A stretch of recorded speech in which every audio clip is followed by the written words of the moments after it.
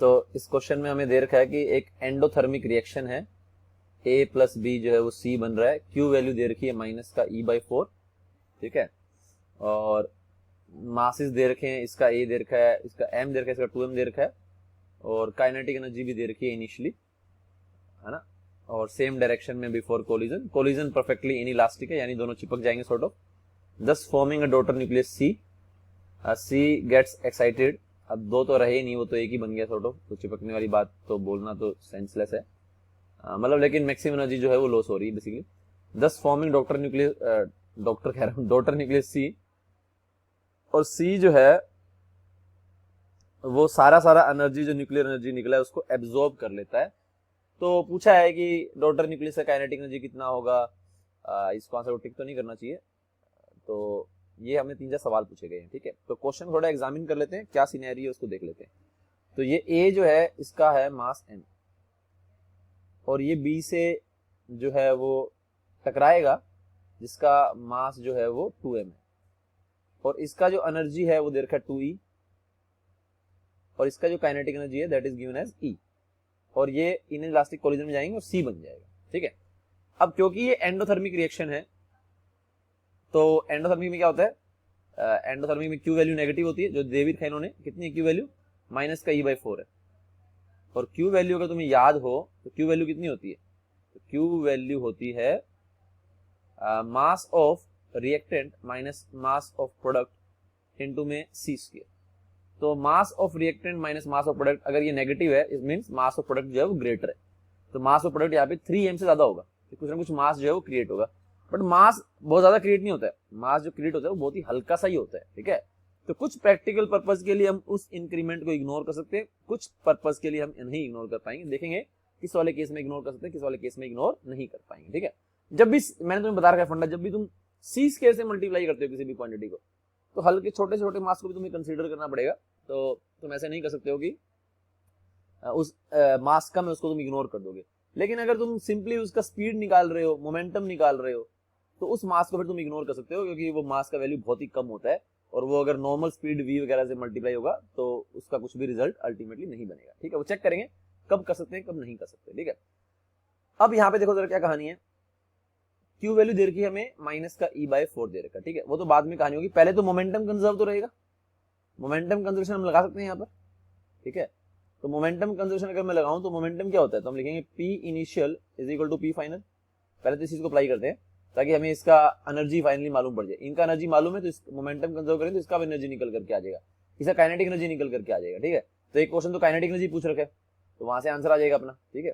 बाकी आगे देखेंगे कि फोटोन कितना एनर्जी लेकर के जाएगा, वो सब हम कंसीडर करेंगे बाद में, ठीक है। तो यहाँ पे हम क्या करेंगे, इनिशियल मोमेंटम होता है 2m काइनेटिक एनर्जी, तो इसका 2 मास हो गया m, और काइनेटिक एनर्जी का वैल्यू कितना हो गया 2 इंटू में E, प्लस इसका मोमेंटम 2 मास 2m है इंटू में E is equal to final, तो फाइनल जो है वो 2 हो गया, और मास हो गया 3m, मास 3m कंसीडर कर रहा हूँ। तुम कहोगे सर आपने अभी तो बोला कि मास 3m नहीं होगा, 3m से कुछ ज्यादा होना चाहिए कुछ, है ना, क्योंकि Q वैल्यू नेगेटिव है तो कुछ ना कुछ मास क्रिएट होगा, ठीक है, मास ऑफ प्रोडक्ट यहाँ पर will be greater then mass of reactant, but momentum के हिसाब से तुम उस मास को नेग्लेक्ट कर सकते हो, क्योंकि मोमेंटम में जो मास जो मल्टीप्लाई है वो स्पीड से होगा, तो स्पीड इसी कोई लाइट के आसपास की स्पीड नहीं होती है, तो नॉर्मल स्पीड होगी कोई भी, ठीक है। तो अगर कोई नॉर्मल स्पीड, नॉर्मल ऐसा भी नहीं 5-10 मीटर पर सेकंड होगी मे भी, लेकिन रिलेटिविस्टिक से बहुत छोटी स्पीड होगी, ठीक है। तो उस सूरत हाल में हम वो एक इंक्रीमेंट जो मास होता है, भाई न्यूक्लियर रिएक्शन में जो मास में चेंजेस आते हैं तो बहुत बड़े बड़े नहीं आते हैं, वो बहुत ही छोटे छोटे चेंजेस आते हैं, ठीक है। वही तो बता रहा हूँ ना 3m कहां से आया, तो हमने बोला कि मास m 2m, तो यहाँ पे जो मास बनेगा वो बनेगा 3m, तो मास कितना बनेगा यहाँ पर, मास बनेगा, अरे सॉरी माफ करना, तो मास बनेगा 3m plus small delta m, तो मोमेंटम के लिए इस मास को हम इग्नोर कर सकते हैं, मेरा कहने का मतलब ये है। किसके लिए इग्नोर नहीं कर पाएंगे, जब इस क्वांटिटी को C स्क्वायर से मल्टीप्लाई करेंगे तो इस हल्के से चीज को इग्नोर नहीं करेंगे, क्योंकि C स्क्वायर जो है वो बहुत बड़ा होता है, और उससे अगर तुम हल्का सा भी मल्टीप्लाई करोगे कुछ, यहाँ पे हम क्या लिखेंगे, यहाँ पे ऐसे लिखेंगे कि मोमेंटम होना चाहिए 3m इंटू में 2 इंटू में इसका वेलोसिटी, तो यहाँ पे लिखेंगे 2 इंटू में डेल्टा एम इंटू में वेलोसिटी। तो 2 इंटू में वेलोसिटी कॉमन आ जाएगा, तो क्या बन जाएगा 3m प्लस में डेल्टा एम बन जाएगा। तो डेल्टा एम बहुत छोटा होता है 3m के मुकाबले, उसको हम इग्नोर कर पाएंगे, ठीक है। और ये फैक्टर इतना बड़ा नहीं है कि उसको हम इग्नोर ना कर पाए, ठीक है। तो जब भी हमें सीज के से मल्टीप्लाई करना होगा तो हम छोटे छोटे मास को कंसीडर करते हैं, नहीं तो हम बाकी सब इक्वेशंस में छोटे मास को एलिमिनेट मतलब इग्नोर कर देते हैं। तो 2 इंटू में टोटल मास हो गया 3m, डेल्टा एम को मैं इग्नोर कर रहा हूँ, इंटू में इसका एनर्जी मैंने बोल दिया E डैश या E1। अब अगर मैं इसको देखूं तो ये बन जाएगा 2 यहां से कॉमन आएगा, 2 यहां से कॉमन आएगा, that will become 4 me is equal to under root 6 me dash. तो अगर हम स्क्वायर कर देंगे इसको, E1 था सॉरी, E1 जो भी है, अगर हम स्क्वायर कर देंगे है ना 2 दिस विल बिकम 16 और ये बन जाएगा बाय 6, यानी कि 8/3 जो है वो आ जाएगा काइनेटिक एनर्जी ऑफ सी। तो ये पहला ऑप्शन हमारा हो गया करेक्ट, क्योंकि जो काइनेटिक एनर्जी है वो 8E/3 ही है, ठीक है। आगे ई चाहो तो लगा सकते हो। तो ये तो हमने सिंपल मोमेंटम कंजर्वेशन से निकाल लिया है ना। मोमेंटम कंजर्व हमने किया है क्योंकि न्यूक्लियर रिएक्शन में मोमेंटम भी हमें कंजर्व करना है, एनर्जी भी कंजर्व करनी है। एनर्जी तो नहीं होना चाहिए, मास एनर्जी कंजर्व करनी है। मास और एनर्जी का जो कॉम्बिनेशन है दैट विल बी कंजर्व्ड, है ना। तो अपना ऑप्शन ये हो गया करेक्ट। अब अपने बताना है यहाँ पर कि मैक्सिमम एनर्जी जो फोटोन लेकर के जाएगा वो कितनी लेकर के जाएगा, दिस तो वो हम करेंगे। तो मैं दोबारा लिखता हूँ रिएक्शन, A प्लस में B, इसका मास है m, इसका मास है 2m, और यहाँ पे हमारा C बन रहा है और यहाँ पर हमारा कोई भी एक फोटोन वगैरह एमिट हो रहा होगा, ठीक है। अब इसने देखो क्या बोला, इसने बोला Q वैल्यू है E/4, यानी कि टोटल जो एनर्जी है वो E/4 का रिलीज हुआ है। Q वैल्यू क्या होती है कि एनर्जी कितना रिलीज हुआ है टेक्निकली, ठीक है। तो E/4 का एनर्जी जो है वो हमारा यहाँ पर रिलीज हुआ है, ठीक है। अब इस E/4 एनर्जी में कितना एनर्जी जो है, ये जो E/4 का जो एनर्जी है इसमें कितना एनर्जी जो है हमारा ये एक सेकंड रुकना जरा। E/4 जो एनर्जी है यहाँ पर अगर हम बात करें, एक सेकंड रुको जरा। तो अगर मैं बात करूं इसका जो काइनेटिक एनर्जी है वो कितना था, E था ना, नहीं 2E। इसका जो काइनेटिक एनर्जी था वो कितना था, E, ठीक है। और इसका जो काइनेटिक एनर्जी आया दैट इज 8E/3, ठीक है। तो टोटल एनर्जी कितना अवेलेबल था, 3 अवेलेबल था। उसमें से E/4 जो एनर्जी है वो तो मास में कन्वर्ट हो गया, इसने मेंशन कर रखा है ना Q वैल्यू कितनी है। थोड़ा समझ में कम आएगा क्योंकि तुम्हारे कंसेप्ट जो है बहुत ही ढीले हैं मॉडर्न के, ठीक है। तो इनका जो एनर्जी था 2E + E, इनका काइनेटिक एनर्जी था, ठीक है। अब वो एनर्जी जो है भाई, एनर्जी किस फॉर्म में देते हैं, जैसे हम बोलते हैं एंडोथर्मिक रिएक्शन में प्रोडक्ट साइड में मास क्रिएट होगा, तो मास कैसे, वो एनर्जी जो किस फॉर्म में, क्या वो उनका टेम्परेचर बढ़ा करके देते हैं, उनकी काइनेटिक एनर्जी की फॉर्म में होता है। तो वो काइनेटिक एनर्जी ही मास एनर्जी की फॉर्म में कन्वर्ट होती है। तो टोटल काइनेटिक एनर्जी था 3 काइनेटिक एनर्जी था, उसमें से m/4 का मास क्रिएट कर रहे हैं हम, है ना। उसके इक्विवेलेंट एनर्जी जो है वो E/4 का जो एनर्जी है, वो जो मास हम क्रिएट कर रहे हैं उसका इक्विवेलेंट एनर्जी E/4 है। तो 3 में से E/4 तो मास को बनाने में लग गई, बाकी जो 8E/3 है वो चली गई इसकी काइनेटिक एनर्जी में। तो जो रिमेनिंग जो एनर्जी है वो जाएगी गामा के पास। समझ में आई बात? अगर समझ में आई तो फिर आंसर आ गया। मैं रिपीट करता हूं, यहाँ पे देखो जरा। टोटल एनर्जी अवेलेबल थी 3, कुछ मास था, ठीक है, मास कितना 3m था, ठीक है, और कुछ एनर्जी थी काइनेटिक। तो 2E + 3E यानी कि 3 का टोटल काइनेटिक एनर्जी था। तो मास तो 3m ये हमारे पास था, तो 3m का 3m तो यहाँ पे है ही, प्लस में कुछ एक्स्ट्रा मास आ गया। तो 3m को लिखने की जरूरत नहीं है दोनों साइड पे, ना यहाँ पे लिखने की जरूरत है ना यहाँ पे लिखने की जरूरत है, वो तो एज इट इज रहेगा। जो एक्स्ट्रा मास आया है ये हम जानते हैं कितना एनर्जी कंज्यूम किया होगा, E/4 एनर्जी कंज्यूम किया होगा उसमें, तो वो हमने लिख दिया E/4 एनर्जी। 3E जो अवेलेबल एनर्जी था उसमें से E/4 तो मास को बनाने में चला गया। जो रिमेनिंग जो एनर्जी बचा उसमें से 2E/3 ये काइनेटिक एनर्जी ले गया है कौन, सी। तो जो रिमेनिंग एनर्जी वो गामा के पास जाएगा। तो अगर मैं यहाँ पे एलसीएम ले लूं दैट विल बी 12, और ये बन जाएगा कितना बन जाएगा, 12 3 36 माइनस में 3 और ये हो जाएगा 4 8 चौक 32।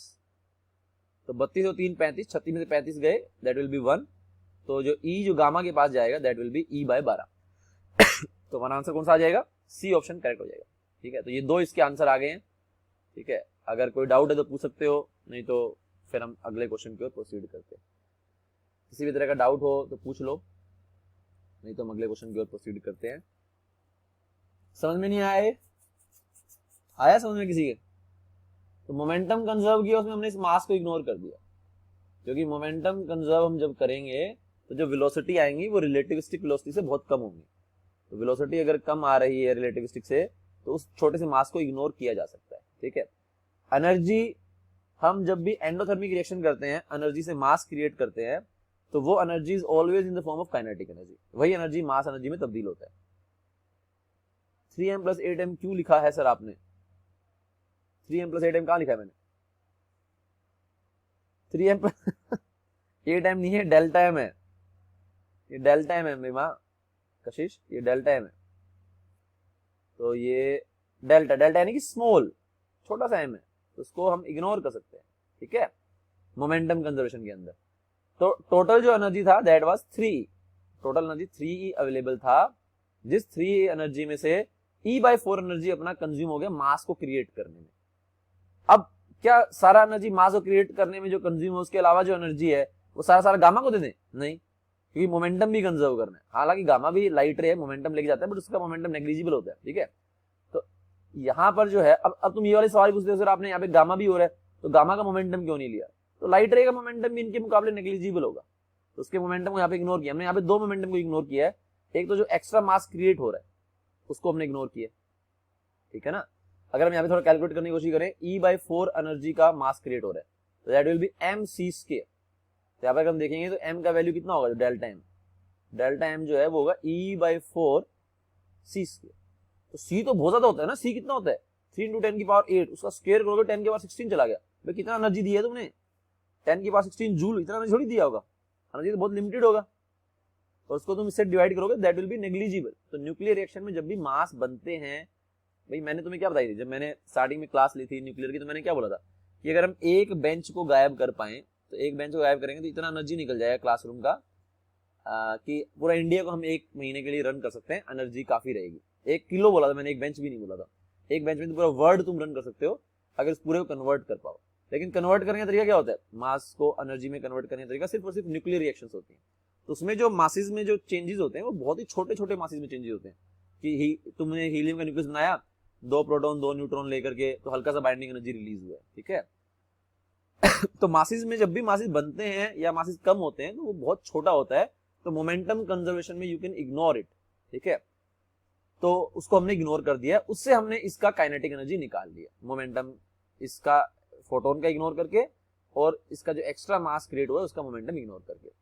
फिर हमने बोला टोटल एनर्जी जो है, इसकी मास एनर्जी थी 3m प्लस इनकी काइनेटिक एनर्जी थी। तो 3m को मैंने इंटैक्ट रखा है, क्योंकि 3m तो सी के पास भी है, प्लस कुछ एक्स्ट्रा मास भी आया है जो एनर्जी से क्रिएट हुआ है। तो मैंने बोला 3 एनर्जी ही अवेलेबल था दूसरे फॉर्म में कन्वर्ट होने के लिए, तो उसमें हमने 3 में से E/4 तो लगा दिया है इसका मास क्रिएट करने में, और 8E/3 चला गया इसके एनर्जी में, ताकि मोमेंटम कंजर्व हो पाए। जो रिमेनिंग है वो गामा को मिल गया, तो गामा का आंसर E/12 निकल करके इस तरह से आ गया। तो ये हमारा सी ऑप्शन करेक्ट हो जाएगा। किसी बच्चे को डाउट हो अभी भी तो पूछ सकते हो, नहीं तो फिर मैं अगले क्वेश्चन की ओर बढ़ रहा हूँ।